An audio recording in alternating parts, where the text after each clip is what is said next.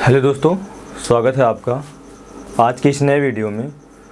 हमने पिछली वीडियो में आवेश का अध्ययन किया, उसके अंतर्गत आवेश को पढ़ा, द्रव्यमान के आधार पर आवेश को समझा। जैसे द्रव्यमान और आवेश आपस में मूलभूत गुण है, उसको आपस में समझा और कुछ उसके आधार पर आवेश की मात्रा का अध्ययन किया।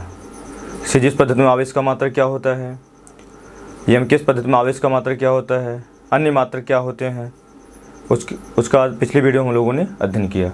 आज हम इस वीडियो में उसी को आगे बढ़ाते हैं। हमने पिछले वीडियो में आवेश को द्रव्यमान के आधार पर समझा कि आवेश किसी पदार्थ का वह मौलिक गुण या वह गुणधर्म होता है जिसके कारण वह अपने चारों तरफ वैद्युत एवं चुंबकीय क्षेत्र उत्पन्न करता है। यदि वैद्युत एवं चुंबकीय क्षेत्र पहले से उत्पन्न है तो वह उसका अनुभव ही करवाता है। उसी प्रकार से हमने द्रव्यमान को पढ़ा। द्रव्यमान किसी पदार्थ का वह गुण होता है या वह मौलिक गुणधर्म होता है जिसके कारण वह अपने चारों तरफ गुरुत्वाकर्षण क्षेत्र उत्पन्न करता है। यदि वह क्षेत्र पहले से विद्यमान है या उत्पन्न है तो उसका अनुभव ही करवाता है। तो हम आज समझते हैं द्रव्यमान और आवेश में अंतर क्या है।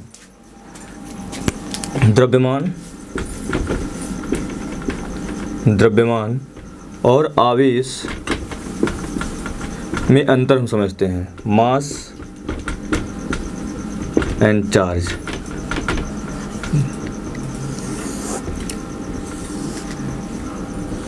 पहला, जैसे अगर किसी विद्यार्थी से पूछा जाए आपका द्रव्यमान कितना है तो बताएगा 45 kg, लेकिन वो कभी नहीं बताएगा कि माइनस 45 kg।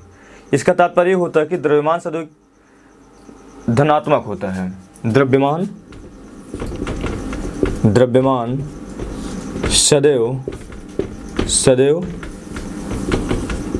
धनात्मक होता है। ये पहला पॉइंट होगा। आवेश के विषय में अध्ययन करेंगे तो आवेश ऋणावेशित धनावेशित दोनों होते हैं। तो यहाँ से हो जाएगा आवेश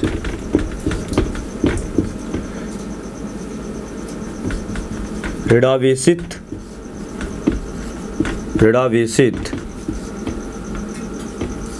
और धनावेशित दोनों प्रकार के संभव हैं। दोनों प्रकार के संभव हैं। द्रव्यमान सदैव धनात्मक होता है। आवेश ऋणावेशित और धनावेशित दोनों प्रकार के होते हैं, दोनों प्रकार के संभव होते हैं। दूसरा पॉइंट इसका हो जाएगा, इसमें अर्थात द्रव्यमान में केवल किन्हीं दो द्रव्यमानों के मध्य है इसमें, या ऐसा लिख सकते हैं किन्हीं दो द्रव्यमानों के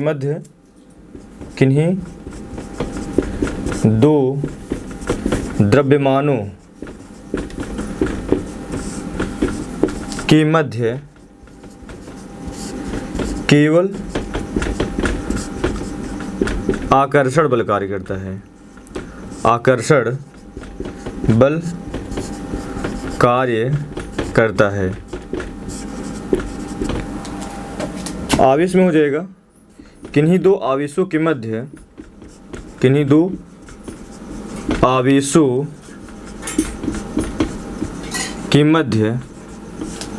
आकर्षण और प्रतिकर्षण दोनों बल कार्य कर सकते हैं। किन्हीं दो आवेशों के मध्य आकर्षण बल तब कार्य करेगा जब दोनों विजातीय आवेश होंगे, जैसे प्लस और माइनस। अगर प्रतिकर्षण बल तब कार्य करेगा जब दोनों सजातीय आवेश होंगे, जैसे आपको प्लस प्लस के मध्य प्रतिकर्षण बल कार्य करेगा और माइनस माइनस के मध्य प्रतिकर्षण बल कार्य करेगा। तीसरा हम देखते हैं जो बहुत ज़्यादा महत्वपूर्ण है, यम बराबर m not under root 1 minus b square by c square,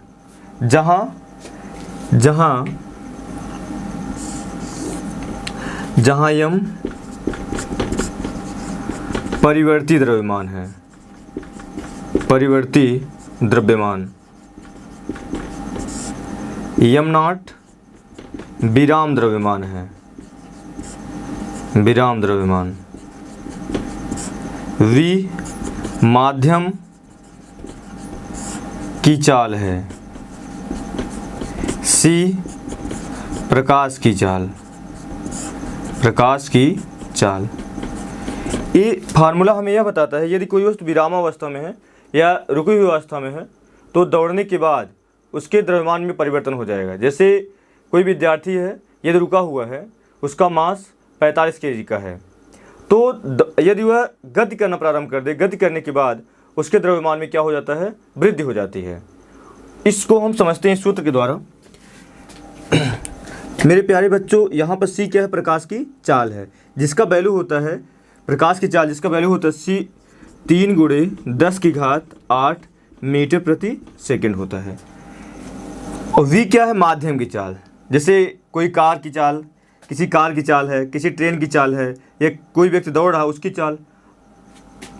हम मान लेते हैं कोई कार है जिसकी चाल है 5 किलोमीटर प्रति घंटा है, 1 घंटे में वो 5 किलोमीटर जाती है। तो इस स्थितियों में 20² निकालेंगे हम, 20²c² तो हो जाएगा ये 25 हो जाएगा, और c² 9 × 10⁻16 हो जाएगा। यदि हम 9 × 10⁻16 से 25 में भाग देंगे, बहुत छोटी राशि आएगी, बहुत छोटी राशि आएगी, अर्थात 1 से कम आएगा। यदि 25 में 9 × 10⁻16 से हम भाग देंगे तो वह वैल्यू अत्यंत छोटी आएगी, अर्थात 1 छोटी आएगी। यदि वही वैल्यू हम, वैल्यू आपका 20²c² का, यदि यही वैल्यू हम 1 में से घटा देते हैं, वह वैल्यू 1 से छोटी आएगी, क्योंकि 1 जो वैल्यू घटा रहे हैं वो खुद 1 से छोटी है, तो 1 में से घटाएंगे तो जो प्राप्त होने वाली वैल्यू होगी वो भी छोटी होगी। तो यहाँ से यम और √1 - v²/c² देखेंगे तो ये दोनों आपस में संबंधित है व्युत्क्रमानुपाती।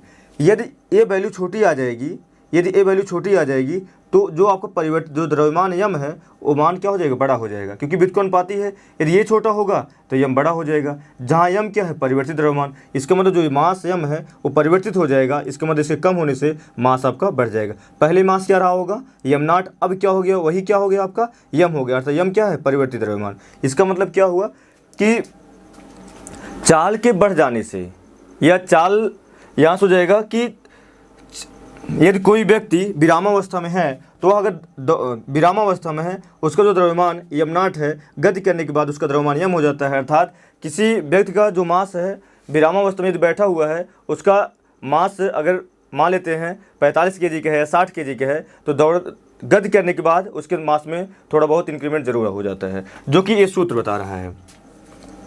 अर्थात जो द्रव्यमान है चाल, इसका तात्पर्य हो रहा है कि जो चाल होता है वो द्रव्यमान को प्रभावित करता है। चाल जो, क्योंकि जब कोई व्यक्ति विरामावस्था में है तो उसका मास यम नॉट है, लेकिन गति करने के बाद उसका जो मास है वो बदल जा रहा है, यम नॉट से यम हो जा रहा है। हम उसी प्रकार से हम आवेश को समझते हैं। यहाँ से हम लिख सकते हैं कि चाल द्रव्यमान को परिवर्तित कर देता है।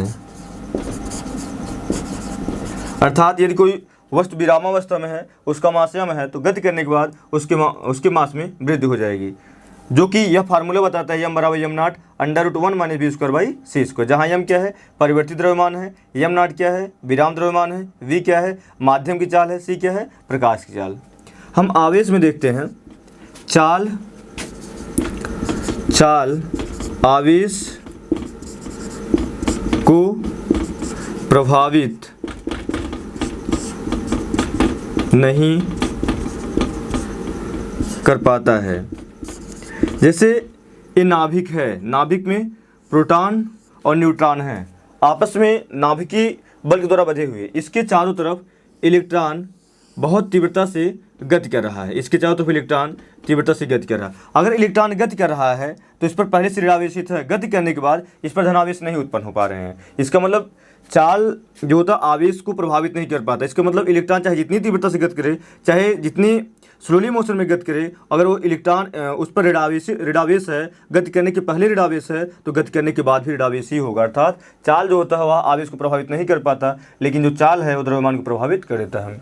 द्रव्यमान और आवेश में यही कुछ अंतर। पहला क्या है, द्रव्यमान सदैव धनात्मक होता है, आवेश ऋणात्मक धनात्मक दोनों होते हैं, अर्थात ऋणावेशित धनावेशित दोनों हो सकते हैं, जो दोनों प्रकार के संभव हैं।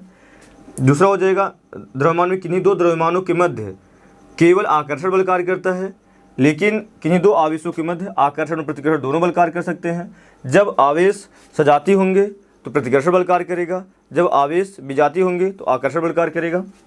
यहाँ से देखते जो सबसे इंपॉर्टेंट है, चाल द्रव्यमान को प्रभावित कर देता है, अर्थात यदि कोई व्यक्ति विरामावस्था में है तो उस स्थितियों में जो उसका द्रव्यमान रहा होगा, गति करने के बाद वह द्रव्यमान में परिवर्तन हो जाता है, उसके द्रव्यमान में परिवर्तन हो जाता है। तो यहाँ से फार्मूला है m बराबर m not under root 1 - v square by c square, जहाँ c क्या है प्रकाश की चाल, v क्या है माध्यम की चाल, m नॉट क्या है विराम द्रव्यमान, किसी व्यक्ति का विराम द्रव्यमान, किसी पदार्थ की विराम द्रव्यमान, m क्या है उसी पदार्थ उसी व्यक्ति का परिवर्तित द्रव्यमान। यहाँ से चाल आवेश को प्रभावित नहीं कर पाता है। जैसे कि नाभिक के चारों तरफ इलेक्ट्रॉन वृत्ताकार कक्षाओं में गति करते हैं, तो इलेक्ट्रॉन गति करने से पहले उस पर ऋणावेश रहता है, गति करने के बाद भी ऋणावेश ही आता है। अर्थात चाल जो होता है आवेश को प्रभावित नहीं कर पाता, लेकिन चाल जो होता है द्रव्यमान को प्रभावित कर देता है। यही द्रव्यमान और आवेश में कुछ अंतर थे। हम आगे बढ़ते हैं।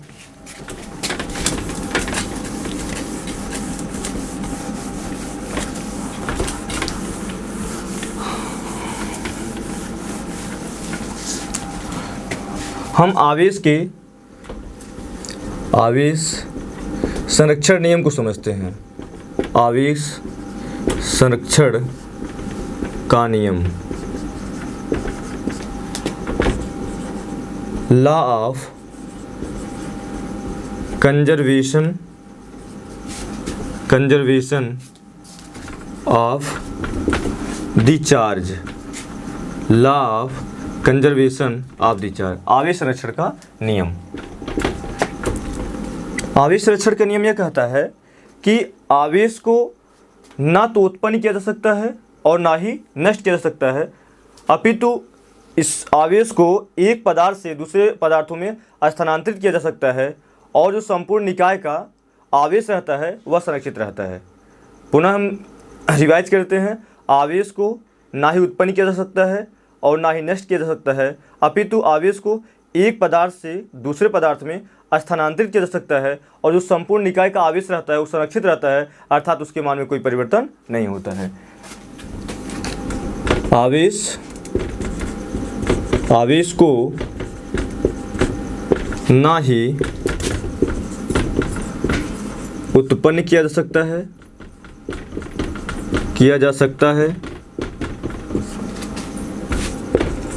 और ना ही नष्ट किया जा सकता है, अपितु आवेश को एक पदार्थ से दूसरे पदार्थ पर स्थानांतरित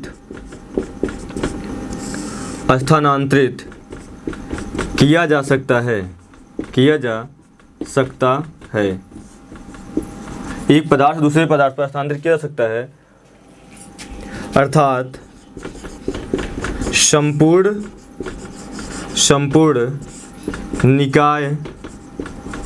निकाय का आवेश संरक्षित रहता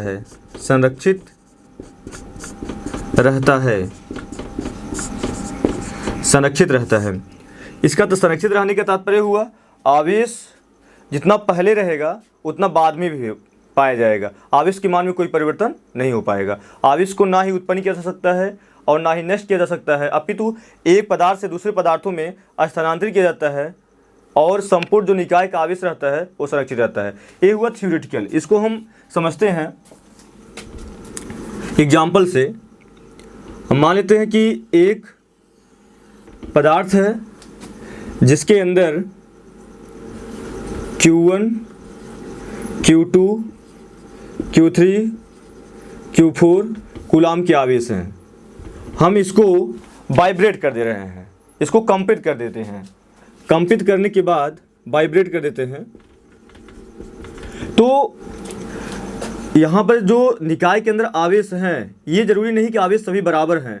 कुछ पर इलेक्ट्रॉनों की संख्या ज़्यादा है, कुछ पर कम है। जब इसको हम वाइब्रेट करेंगे तो दो आवेश Q1 हो सकते हैं Q2 से आपस में स्पर्श कर जाए, या Q2 Q3 से स्पर्श कर जाए, या Q3 Q4 से स्पर्श कर जाए, मतलब चारों आपस में किसी न किसी से स्पर्श करेंगे। तो जब स्पर्श कर रहे होंगे तो जिस पर इलेक्ट्रॉन की अधिकता होगी और जिस पर इलेक्ट्रॉन कमी होगी, तो वहाँ से इलेक्ट्रॉनों का आपस में स्थानांतरण हो जाएगा। मतलब कि जो इलेक्ट्रॉनों का स्थानांतरण होगा, जिस पर इलेक्ट्रॉनों की अधिकता होगी, वहाँ से इलेक्ट्रॉन जिस पर इलेक्ट्रॉनों की कमी होगी उस पर स्थानांतरित हो जाएंगे। इसका तात्पर्य हुआ वाइब्रेट करने के बाद जो निकाय के अंदर सभी आवेश हैं, सभी आवेशों के मान में परिवर्तन हो जाएगा।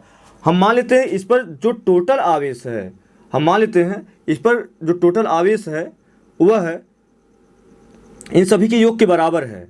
तो जब वाइब्रेट करेंगे, वाइब्रेट करने के बाद जो नया आवेश हो जाएगा Q1 dash Q2 dash Q3 dash Q4 dash. तो हमने कहा कि आवेश को ना ही उत्पन्न किया जा सकता है और ना ही नष्ट किया जा सकता है, अपितु आवेश को एक पदार्थ दूसरे पदार्थ में स्थानांतरित किया जा सकता है। पहले निकाय में जो निकाय है उसके अंदर Q1 Q2 Q3 Q4 है। हमने इसको वाइब्रेट कर दिया। वाइब्रेट करने से निकाय का जो परिणामी आवेश है उसके मान में कोई परिवर्तन नहीं हुआ। जो निकाय का परिणामी आवेश है उसके मान में कोई परिवर्तन नहीं हुआ, अपितु निकाय के अंदर उपस्थित प्रत्येक आवेश आपस में स्पर्श करके जो इलेक्ट्रॉनों का स्थानांतरण कर देते हैं, जिसके फलस्वरूप निकाय के अंदर उपस्थित जो प्रत्येक आवेश होते हैं उनके मान में परिवर्तन आ जाता है। और जो निकाय होता है उसका जो परिणामी आवेश में कोई परिवर्तन नहीं होता है। यहाँ से हो जाएगा तो ऊर्जा संरक्षण के नियम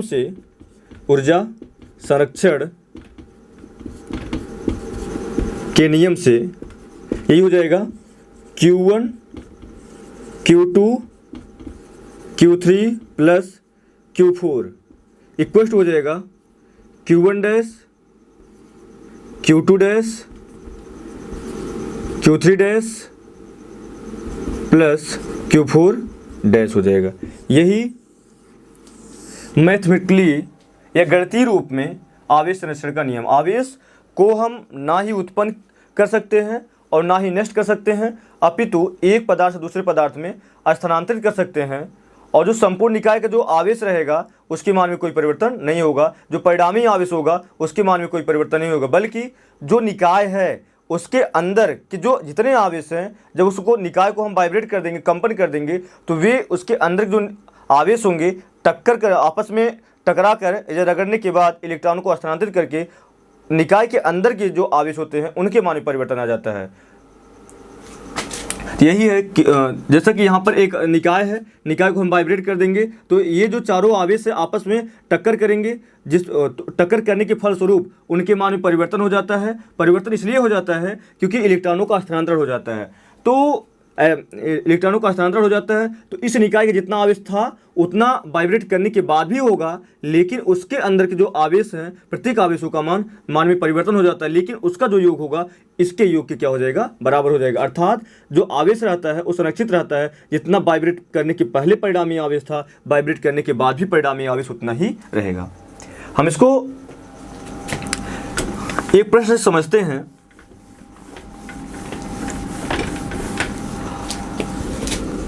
एक एग्जाम्पल समझते हैं। हम किसी निकाय में 2 माइक्रोकूलम, 8 माइक्रोकूलम, -10 माइक्रोकूलम, यहाँ से 20 माइक्रोकूलम प्लस 5 माइक्रोकूलम के आवेश हैं। हम इसको वाइब्रेट कर देते हैं, कंपन कर देते हैं। इसको कंपित करेंगे तो जब ये वाइब्रेट करेंगे तो इसमें इलेक्ट्रॉनों का जो हो जाएगा, जितने आवेश हैं सभी आपस में टक्कर कर जाएंगे। टक्कर करने से इलेक्ट्रॉनों का स्थानांतरण हो जाएगा। तो हम समझ लेते हैं जो आवेश हो जाएगा इस प्रकार हो जाएगा 15 माइक्रोकूलम, 20 माइक्रोकूलम, -10 माइक्रोकूलम और x माइक्रोकूलम। इतने वाइब्रेट करने के बाद उस निकाय में इतने आवेश आ जाते हैं। तो हमें x का मान ज्ञात करना है। तो हम लगा रहे हैं ऊर्जा संरक्षण नियम, समझ रहे हैं। ऊर्जा संरक्षण नियम यही कहता है कि पूरे निकाय का जो आवेश रहता है संरक्षित रहता है, अर्थात वाइब्रेट करने के पहले का जो आवेश रहेगा वाइब्रेट करने के बाद भी वही आवेश होना चाहिए। हम देखते हैं तो क्या हो जाएगा। यहाँ से होता है Q1 plus Q2 plus Q3 plus Q4 plus Q5 equal to हो जाएगा यहाँ पर सभी आवेशों का योग, अर्थात हो जाएगा Q1 dash plus Q2 dash plus Q3 dash plus Q4 dash. यहाँ पर कितना आवेश है? 2 microcoulomb, 8 microcoulomb, -10 microcoulomb plus 20 microcoulomb plus 5 microcoulomb दिए गए। यहाँ पर कितना उपस्थित हुआ है? 15 microcoulomb, 20 microcoulomb, -10 microcoulomb plus x microcoulomb. यहाँ से 8 2 10 प्लस 10 माइनस कैंसिल हो जाएगा, 20 5 25, ये 25 माइक्रोकूलम आ गया। यहाँ से हो जाएगा -10 प्लस 20 हो जाएगा, यहाँ से -10 और प्लस 20 हो जाएगा, बचेगा यहाँ पर 10 और 15 10 25 हो जाएगा। 25 यहाँ से हो जाएगा 25 माइक्रोकूलम प्लस x हो जाएगा। अब यही सेट जाएगा x बराबर 25 माइक्रोकूलम माइनस 25 माइक्रोकूलम, तो x बराबर हो जाएगा यहाँ से 0 आपका माइक्रोकूलम आवेश आ जा रहा है। तो यहाँ से पहले देखेंगे इस पर कितना आवेश है। यहाँ पे कितना 8 2 10, 10 माइनस 10 0 हो जाएगा, 20 प्लस 5 यहाँ से 25 माइक्रोकूलम का आवेश दिया गया है। यहाँ से हो जाएगा 15 माइक्रोकूलम और 20 माइक्रोकूलम। जब हम x को बराबर 0 रखेंगे, इस पर कितना परिणामी जो आवेश आ रहा है कितना रहा है? 25 माइक्रोकूलम का। इसका मतलब इसका भी मान 25 जो इन आपका निकाय है इसका भी जो आवेश होना चाहिए वो 25 माइक्रोकूलम ही होना चाहिए, जबकि x का मान 0 माइक्रोकूलम आया है। यहाँ पर हम 0 माइक्रोकूलम रखेंगे तो जो 15 में से 10 निकल जाएगा, बचेगा 5, 20 5 25 प्लस 0 बराबर 25 माइक्रोकूलम। इसका तात्पर्य होता है कि वाइब्रेट करने के पहले जो निकाय का परिणामी आवेश 25 माइक्रोकूलम है, वाइब्रेट करने के बाद भी उस निकाय का जो परिणामी आवेश वो भी 25 माइक्रोकूलम। इससे स्पष्ट हो जा रहा है कि आवेश को ना ही उत्पन्न किया जा सकता है और ना ही नष्ट किया जा सकता, अपितु एक वस्तु दूसरे वस्तु में स्थानांतरित किया जा सकता है। और जो पूरे निकाय का आवेश रहता है वो संरक्षित रहता है, अर्थात उसके मान में कोई परिवर्तन नहीं। जैसा कि यहाँ पर दिखाया गया, वाइब्रेट करने के पहले जो निकाय का आवेश है 25 माइक्रोकूलम है, वाइब्रेट करने के बाद भी 25 माइक्रोकूलम का ही आवेश है, उसके मान में कोई परिवर्तन नहीं होगा। उम्मीद है कि आपको आवेश संरक्षण नियम समझ में आया होगा। हम आगे बढ़ते हैं और पढ़ते हैं आवेश का क्वांटमीकरण, quantization of the charge.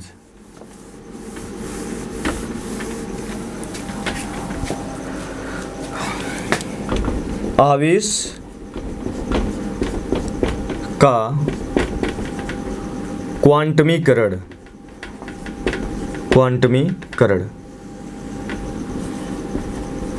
Quantization of the charge. हम सबसे पहले समझते हैं क्वांटमीकरण होता क्या है, तब उसके बाद हम आवेश के क्वांटमीकरण को समझते हैं। क्वांटमीकरण का तात्पर्य, जैसे बाजार में पेन की बहुत सारी दुकानें हैं, तो हमें पेन लेना है, तो वहाँ पर हम किसी दुकान पर जाएंगे पेन लेने के लिए, तो उसके पास बहुत अधिक मात्रा में पेन उपस्थित हैं। हम उससे ऐसा नहीं कह सकते हैं कि हमें आधी पेन दे दीजिए, या हमें 1.5 पेन दे दीजिए, या हमें 2.5 पेन दे दीजिए। हम उससे मांगेंगे, हम उससे 1 पेन मांग सकते हैं, या 2 ही पेन मांग सकते हैं, या 3 पेन मांग सकते हैं। इसका तात्पर्य हुआ, क्वांटमीकरण ये बताता है कि किसी भी वस्तु की उपलब्धता अधिक होने पर, किसी वस्तु की उपलब्धता अधिक होने पर भी यदि वह उस वस्तु को देगा तो वह उस वस्तु के पूर्ण गुणक के रूप में देगा। अर्थात अगर वो देगा, अगर मानते हैं किसी पेन सेलर के पास पेन बहुत अधिक मात्राओं में है, तो वो आधी पेन कभी भी नहीं दे सकते, 1.5 पेन कभी देगा कि एक फिक्स अमाउंट में देगा। ये तो देगा वह 1 पेन देगा, या तो वह देगा 2 पेन देगा, या तो वह देगा 3 पेन देगा। वह कभी भी 1.5 पेन नहीं दे सकता है, कभी भी आपका आधा पेन नहीं दे सकता। वह चाहे कितने भी उसके पास पेन हो, लेकिन वो देगा तो एक फिक्स्ड अमाउंट में ही पिन को दे सकता है, 1 पिन 2 पिन 3, अर्थात पूर्णांक के रूप में ही दे सकता है। क्वांटिफिकेटर का तात्पर्य यही है, यदि कोई वस्तु की उपलब्धता अधिक है तो वह वस्तु हमें मिलेगी एक फिक्स्ड अमाउंट में मिलेगी, हमें एक निश्चित मात्रा में मिलेगी। यही क्वांटिफिकेटर का तात्पर्य। यहाँ पर आवेश का क्वांटिफिकेटर को समझना है। आवेश का क्वांटिफिकेटर क्या होता है इसको समझते हैं हम। प्रकृति में किसी आवेशित वस्तु पर जो आवेश उपस्थित होता है वह मूल आवेश के पूर्णांकों के रूप में होता है या पूर्ण गुणक के रूप में होता है। प्रकृति में किसी भी आवेशित वस्तु पर जो भी आवेश उपस्थित होता है वह मूल आवेश के पूर्ण गुणक के रूप में होता है या पूर्णांकों के रूप में होता है। प्रकृति में आवेशित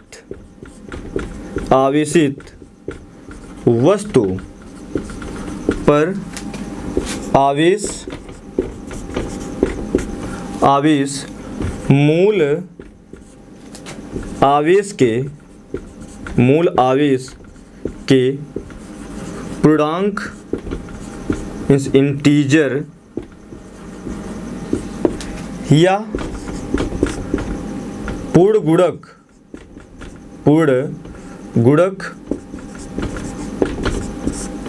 मल्टीपल इंटीग्रल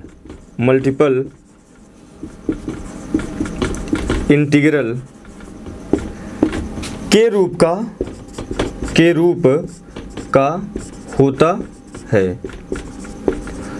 मीन्स प्रकृति में किसी आवेशित वस्तु पर आवेश मूल आवेश के पूर्णांक के रूप में या पूर्ण गुणक के रूप में होते हैं। यह समझते हैं यदि कोई भी पदार्थ है, यदि वह उस पर आवेश हो सकता है या तो +1 ई हो सकता है या -1 ई हो सकता है, या तो उस पर +2 ई कूलाम के आवेश हो सकते हैं या -2 ई कूलाम के आवेश हो सकते हैं, या +3 ई कूलाम के आवेश हो सकते हैं या -3 ई कूलाम के आवेश हो सकते हैं, या तो +n ई कूलाम के आवेश हो सकते हैं या -n ई कूलाम के आवेश हो सकते हैं। मीन्स प्रकृति में आवेशित वस्तु पर आवेश मूल आवेश के, जहाँ पर ई क्या है आपका मूल आवेश है। मूल आवेश मीन्स फंडामेंटल चार्ज है, अभी इसका हम डिस्कस करते हैं। तो प्रकृति में आवेशित वस्तु पर आवेश मूल आवेश के पूर्णांक के रूप में, पूर्णांक मतलब 1 हुआ 2 हुआ 3 हुआ 4 5 6, ये सब पूर्णांक है। इसका मतलब ऐसा नहीं हो सकता कि 1.5 इलेक्ट्रॉन नहीं ले सकता है, दे सकता है, या 2.5 इलेक्ट्रॉन नहीं हो सकता, 3.5 इलेक्ट्रॉन नहीं हो सकता है, 4.5 इलेक्ट्रॉन नहीं हो सकते हैं, या जो कूलाम के आवेश इतने ना ही उतने को ले सकता है ना ही उतने को दे सकता है, या किसी भी पदार्थ पर जो आवेश होते हैं वह भिन्नात्मक रूप में नहीं हो सकते हैं। तो प्रकृति में आवेशित वस्तु पर आवेश मूल आवेश के पूर्णांक के रूप में या पूर्ण गुणक के रूप में होते हैं, जैसा दिखाया गया यहाँ पर। इसको हम लिख सकते हैं Q बराबर +-Ne। यही किसी भी प्रकृति में कोई भी पदार्थ दिया गया है उस पर +-Ne के रूप में ही +-Ne के रूप में ही आवेश हो सकते हैं। जहाँ Q पदार्थ पर उपस्थित आवेश n पूर्णांक है, इसको समझना बहुत जरूरी है। n पूर्णांक या पूर्ण गुणक है। E मूल आवेश है, मूल आवेश होने का तात्पर्य इसे कहते हैं फंडामेंटल चार्ज। ये क्या है? Fundamental charge. मूल आवेश होने का तात्पर्य क्या हुआ?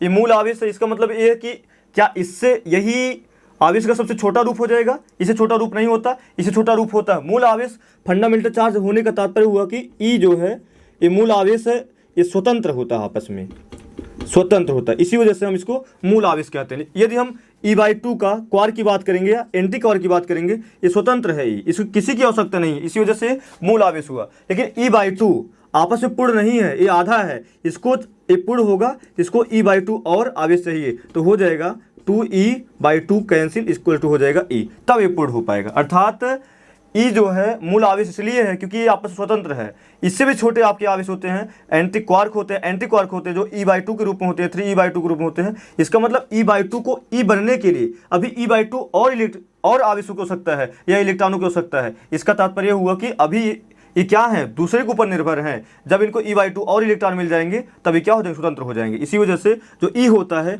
उसे क्या कहा जाता है, मूल आवेश, जो कि आपस में क्या होते हैं, स्वतंत्र होते हैं।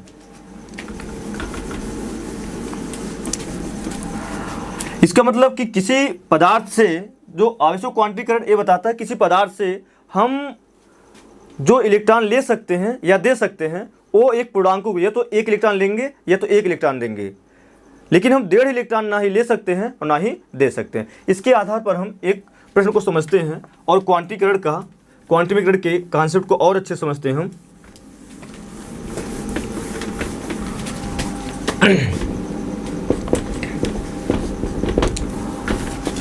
क्या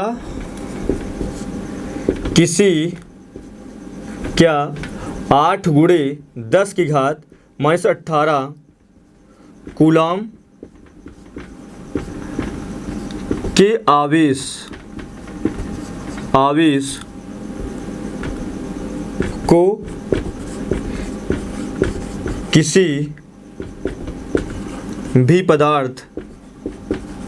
पदार्थ को दिया जा सकता है, इसको समझ क्या, प्लस 8 × 10⁻18 कूलाम के आवेश को किसी पदार्थ को दिया जा सकता है। इसको समझते हैं। यदि इसका आंसर हाँ है तो हाँ होने के लिए यन का हाँ, यदि यन का मान एक पूर्णांक प्राप्त हो, क्योंकि आवेश को क्वांटीकरण यही कहता है, Q ± NE, जहाँ n क्या है, पूर्णांक है। n यदि पूर्णांक प्राप्त होगा तो हम प्लस 8 × 10⁻18 कूलाम के आवेश को हम किसी पदार्थ को दे सकते हैं। तो यहाँ समझते हैं हम, तो सॉल्यूशन हो जाएगा। Q बराबर दिया गया है, Q बराबर प्लस 8 × 10⁻18 कूलाम का आवेश, n हमें ज्ञात करना है। तो हो जाएगा आवेश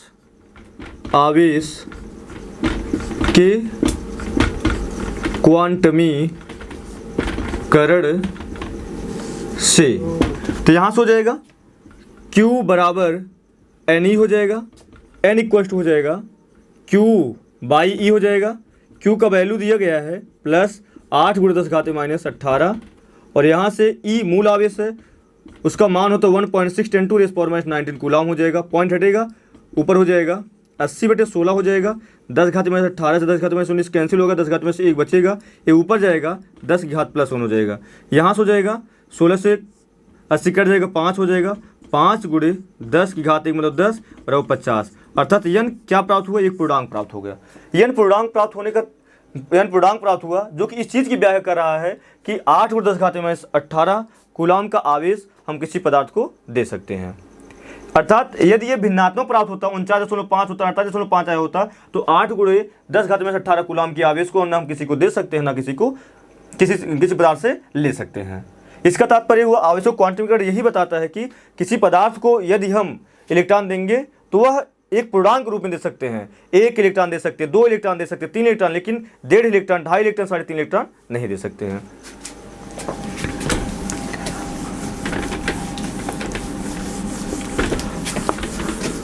हम किसी भी वस्तु को कैसे आवेशित किया जा सकता है, अर्थात आवेशन की प्रक्रिया को हम समझते हैं।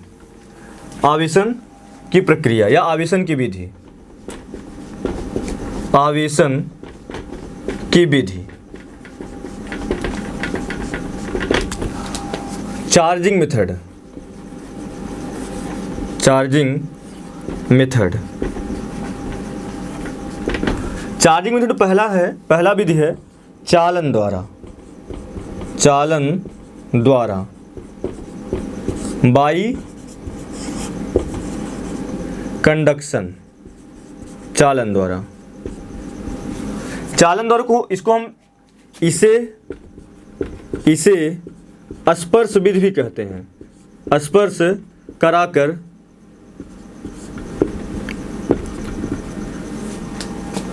या डायरेक्ट टू कांटेक्ट के नाम से भी जान सकते हैं हम। जान सकते हैं। तो चालन द्वारा इसे स्पष्ट कराकर या डायरेक्ट टू कॉन्टेक्ट नाम से भी हम जान सकते हैं। जैसे हम एक उदासीन पदार्थ लेते हैं। उदासीन पदार्थ होने का तात्पर्य यहां पर जितने धनायन इस पदार्थ में उतने ही ऋणायन हैं, जितने धनायन हैं उतने ही ऋणायन हैं इसमें। हम इसके बगल में एक आवेशित गोले को रख देते हैं। हम इसके बगल में एक आवेशित गोले को रख देते हैं। एक उदासीन पदार्थ लिए हैं जिस पर धनायनों और ऋणायनों की संख्या आपस में बराबर है, और उसके बगल में हम एक आवेशित गोले को ले लेते हैं जिस पर इलेक्ट्रॉनों की अधिकता है, इस पर इलेक्ट्रॉनों की अधिकता है। इन दोनों को हम आपस में स्पर्श कराएंगे, इन दोनों को हम आपस में स्पर्श कराते हैं।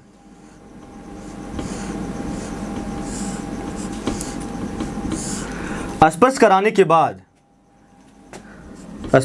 के बाद गोले से इलेक्ट्रॉन पदार्थ में गमन करने लगते हैं। गोले से इलेक्ट्रॉन जो होते पदार्थ में गमन करने लगते हैं, और गमन करने के बाद कुछ इलेक्ट्रॉन तब तक आपस में गमन करने लगते हैं जब तक दोनों में इलेक्ट्रॉनों को जो इलेक्ट्रॉन वाला वैल्यू है वो आपस में बराबर ना हो जाए। तो यहाँ से हो जाएगा, इस गोले पर कुछ इलेक्ट्रॉन जब स्थानांतरित होंगे इलेक्ट्रॉन, तो इस गोले पर इलेक्ट्रॉनों कुछ कमी हो जाएगी क्योंकि इससे इलेक्ट्रॉन दूसरे पदार्थ पर चले गए हैं। यहाँ से हो जाएगा कुछ इलेक्ट्रॉन इसमें रह जाएंगे और कुछ इलेक्ट्रॉन इसमें आ जाएंगे। अब हम समझते हैं कि क्या जो आवेश है इन दोनों में समान मात्रा में गया है, क्या जो आवेश है इन दोनों में समान मात्रा में गया है। यदि आवेश समान मात्राओं में जाएगा, यदि आवेश समान मात्राओं में जाएगा तो उसके लिए शर्त क्या है कि वे दोनों पदार्थ आइडेंटिकल होने चाहिए, दोनों पदार्थ आइडेंटिकल होने चाहिए। यदि यहाँ पर समझते हैं क्यू कूलाम का आवेश स्पर्श कराने के बाद यदि इन दोनों पर आवेश क्या बराबर मात्रा में जा सकते हैं या बराबर हैं या नहीं, इस चीज़ की जानकारी के लिए हमें समझना पड़ेगा कि पहला कि वे दोनों पदार्थ सर्वसम होने चाहिए। सर्वसम अर्थात आइडेंटिकल होने चाहिए, आइडेंटिकल होने चाहिए। आइडेंटिकल होने का तात्पर्य क्या हुआ? आइडेंटिकल होने का तात्पर्य क्या हुआ? जो दोनों गोले हैं, जो दोनों पदार्थ हैं, आकार में समान हो। दूसरा क्या हो जाएगा? आकृति में समान हो। तीसरा क्या हो जाएगा? एक ही पदार्थ के हों। यदि ऐसा है, यदि ये तीनों सर्वसम है, यदि दोनों गोले या दोनों पदार्थ आपस सर्वसम है अर्थात आकार, आकृति और एक ही पदार्थ के बने हो, तो उस स्थितियों में हम कह सकते हैं कि इन दोनों पर जो आवेश है वो समान मात्रा में गए हैं। लेकिन यहाँ पर पहला है कि ये गोलाकार है, ये वर्गाकार है, तो यहाँ पर ए जो कंडीशन है ए सेटिस्फाई नहीं हो रहा है। इससे यह स्पष्ट होता है इन दोनों पर आवेश समान रूप से नहीं गए होंगे। यदि दोनों वर्गाकार होते या दोनों गोलाकार होते और एक ही पदार्थ के बने होते, हम मान लेते दोनों एक ही पदार्थ के हैं, लेकिन दोनों के जो आकार है वो क्या है आपका? अलग अलग है। इस वजह से दोनों पर आवेश समान मात्रा में नहीं जाएंगे। यदि समान मात्रा में जाएंगे तभी जब दोनों का आकार और आकृति और एक ही पदार्थ के बने हो। इसको हम और थोड़ा सा समझते हैं। हम इसको प्रश्न के माध्यम से समझते हैं। दो गोले ए और बी हैं जो आपस में सर्वसम आइडेंटिकल हैं, सर्वसम हैं। जिनको सर्वसम है वे आपस में कुछ दूरी पर रखे गए हैं। वे आपस में कुछ दूरी पर रखे गए हैं। जब उनको स्पर्श कराकर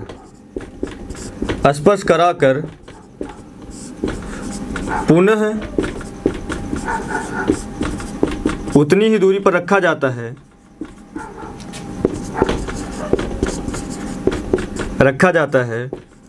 तो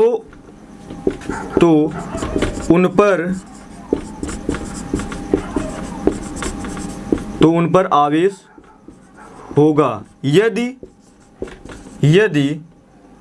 गोले A पर Q1 कूलाम का आवेश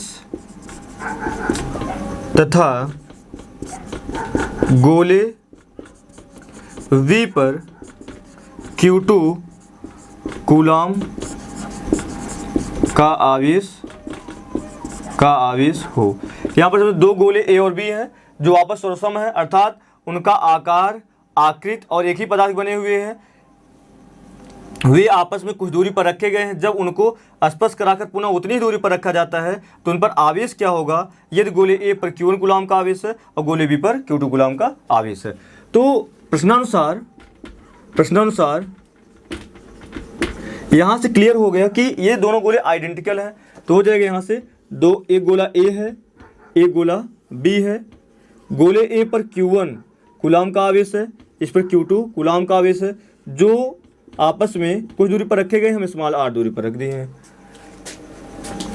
दूसरा इसमें है कि जब इनको आपस में स्पर्श कराया जाता है, गोला A है, गोला B है, ये A है, ये B है, एक Q1 एक Q2, जब इनको स्पर्श कराया जाएगा तो इसमें से इलेक्ट्रॉनों का स्थानांतरण होने लगेगा, अर्थात जिस तरफ अधिक इलेक्ट्रॉन होंगे और जिस तरफ कम, किसी एक गोले पर अधिक इलेक्ट्रॉन होंगे, किसी एक गोले पर कम इलेक्ट्रॉन होंगे, तो इलेक्ट्रॉन अधिक से कम की तरफ जाने लगेगा। तो उस स्थितियों में इनका जो आवेश का मान आपस में परिवर्तित हो जाएगा। ये दूसरा स्थिति हो गया स्पर्श कराते समय। प्रश्न में कहा गया स्पर्श कराकर पुनः उतनी ही दूरी पर रख दिया जाए। तो यहाँ से हो जाएगा स्पर्श कराकर पुनः उतनी ही दूरी पर रख दिया जाए तो नया आवेश क्या होगा? हम मान लेते इस पर नया आवेश Q1 डैश है, इस पर नया आवेश Q2 डैश आ जाएगा। तो जो नया आवेश है इन दोनों आवेशों का योग का आधा हो जाता है। तो जो Q1 प्लस Q2/2 और Q1 प्लस Q2/2 हो जाता है, यही नया आवेश हो जाएगा। ये कब होगा? जब दोनों गोले सर्वसम होंगे। सर्वसम होने का तात्पर्य क्या हो जाता है कि उनका आकार एवं आकृति भी आपस में बराबर हो और वे एक ही पदार्थ के बने हो। एक और प्रश्न हम समझते हैं।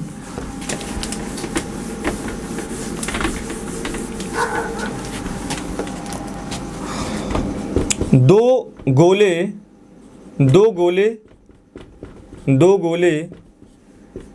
A और V हैं जिन पर आवेश Q1 तथा Q2 कूलाम के हैं। उनके मध्य में एक अनावेशित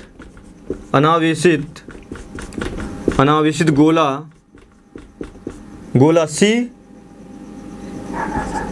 रखा गया है। गोले A और B आपस में कुछ दूरी पर स्थित हैं। सबसे पहले अनावेशित गोले सी को ए से स्पर्श करवाते हैं फलस्वरूप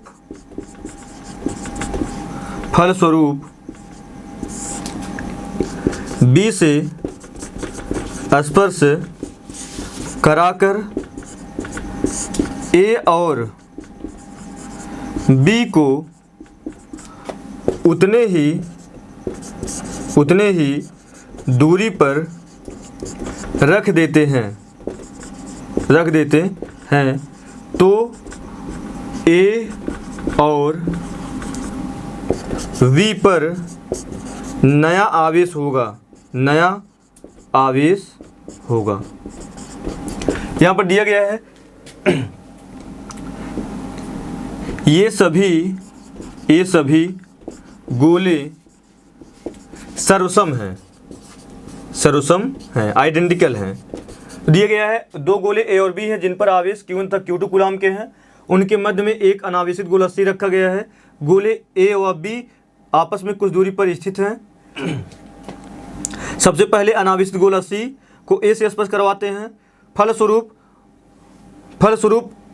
B से स्पर्श करवाते हैं और पुनः A और B को उतनी ही दूरी पर रख देते हैं तो A और B पर नया आवेश क्या होगा यदि ये सभी गोले आपस सर्वसम हो। यहाँ पर दिया गया गोले सर्वसम है अर्थात उनके आकार आकृत और एक ही पदार्थ के बने हुए हैं। हम देखते हैं यहाँ से कि दो गोले, एक गोला A है, प्रश्नानुसार हो जाएगा, प्रश्नानुसार गोला A है, एक गोला B है, ये आपस में r दूरी पर रखे गए हैं। एक अनावेशित गोला C है, A पर Q1 कूलाम का आवेश है और B पर Q2 कूलाम का आवेश है। गोला A और B आपस में स्मॉल r दूरी पर रखे गए हैं। प्रश्न के प्रथम शर्त